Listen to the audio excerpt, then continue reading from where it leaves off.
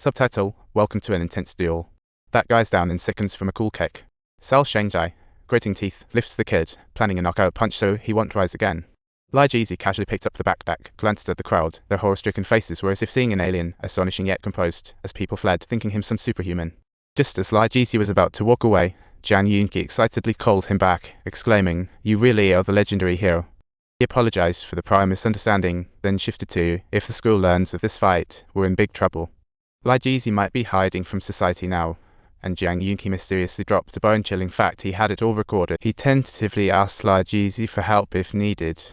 Lai questioned the threat. Jang smiles, "Just a small favor, treat me as a friend you owe." On the other side, a student in tutoring class replayed Lai Jeezy's words, "Who defines a bad person?" He wondered, am I a bad guy? Back home, the harsh reality hit hard. A lovely dad was scolding him for skipping class and being late, like something out of a movie. Mom chimed in, questioning if Dad's way of teaching was making the kid more rebellious, and Dad lost it right there. Tension in the house skyrocketed, and at another school, a bloody event was unfolding. Jang Kwon and Karan extorted money from victims, a terrible pair. Girls mocked Karan's poverty and dared her to show up. Ho Karan, humiliated, furiously retaliated against the girls to save some face. Just then, Jang Yoonki and a friend appeared heroically, rushed into the crowd and showed their skills. After several fights, their teamwork grew sharper. But danger hit them like a plot twist in a movie as the downed Karan pulled out a metal rod for a sneak attack. It was like getting stabbed in the back. Instantly, the friend shoved Yoonki aside, becoming a furious warrior. She unleashed her fury, pummeling Karan mercilessly, making him cry like a baby. It was as if she couldn't hear him. Her fists were out of control, and even Jang Yoonki tried to intervene, but she was already in a burst. Her eyes were ablaze, gripping that metal rod like it was a wand of justice, facing the imminent showdown. It seemed she aimed to deal a fatal blow to Karan, but luckily a bucket of icy reality splashed her back to her senses. Jang Yoonki couldn't help but remind her, "Don't go too hard on this guy. We're just trying to keep it exciting." The friend shot back, "Well, he started it. He should know better than to mess with people." A phone call interrupted their debate. Jang Yoonki hurried to the hospital to visit that long-lost friend who had been in a sleep mode for ages. It felt like that visit had lasted. Today, a miracle happened. The city opened its eyes, stunning everyone. This hidden secret sneered revelation. "Where in the world, for goodness sake, is this kid?"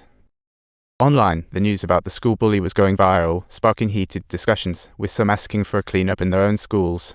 Some fearful of seeing it could cause trouble. As night fell, Flynn sealed the room. So he let a friend move in, and his wife instantly lost it, questioning why he couldn't even mention their deceased son's name. The husband fell silent, and she heartbrokenly said, "We've suffered enough, let's not talk about the kid, okay?" She continued, worrying about the struggles and scars on their friend, along with the mounting pressure she was facing. She mentioned, it was the pressure that sparked the violence against the brother. "Now it seems like our friend is on the same path." At that moment, the friend returned home, and the wife firmly demanded, "Hand over that hull of deep waters. You're on trial." "Are you resorting to violence against Dad?" Her question seemed like an attempt to unearth secrets. "Don't move, hand over your phone." It felt like a premeditated comeback. "Didn't you ask me to emulate him?" He questioned his father, sounding quite accusatory.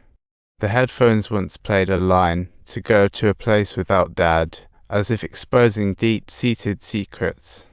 Really? Is it such a romantic thought?